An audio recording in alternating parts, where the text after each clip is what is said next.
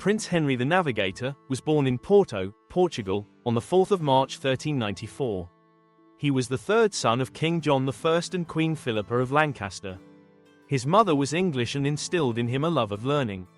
As a child, Henry studied chivalry, geography and navigation. He grew up in the bustling port city of Porto. He saw many ships and goods coming and going. This made him curious about distant lands. In 1415, Prince Henry joined the Portuguese conquest of Ceuta. Ceuta was a wealthy Muslim trading port in North Africa. The victory was Portugal's first major expansion beyond Europe. In Ceuta, Henry saw the riches of the Islamic world. The markets were full of gold, spices and textiles.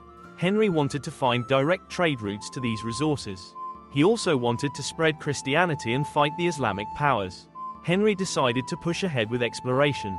He built a school of navigation in Sagres, on the south coast of Portugal. The school brought together experts from Europe, Islamic countries and Jewish communities. These experts worked to improve navigation and map-making. Sailors learned how to use tools such as astrolabes and compasses. The school became the center of Portugal's maritime progress. In Sagres, shipbuilders also designed new ships, such as the caravel. The caravel was a small and fast ship. It could sail against the wind and in shallow waters. This made it perfect for exploring the African coast. With Henry's support, the caravel became an important part of Portuguese exploration. It allowed sailors to travel further and explore more. Cape Bojador was feared for many years. It was thought to be the edge of the world. They believed there were strong currents and sea monsters. Henry was determined to prove these fears wrong. In 1434 he sponsored Gilles Ianish's voyage past Cape Bojador. Ianish succeeded and this was a major breakthrough.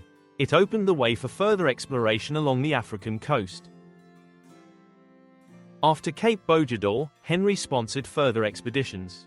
Explorers mapped the African coast in detail. They documented rivers, islands and trade routes.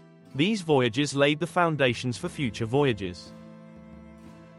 Portuguese explorers also established trading posts in Africa. Ocean voyages brought wealth to Portugal.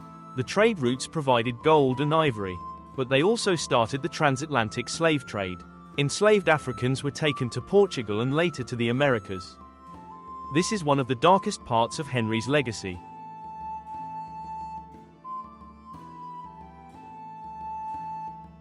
The prince was deeply religious. He believed in the spread of Christianity.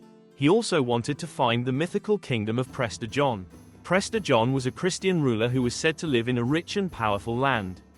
Henry believed that an alliance with Prester John could strengthen Christianity and combat Islamic might. Henry's explorers discovered the archipelagos of Madeira and the Azores.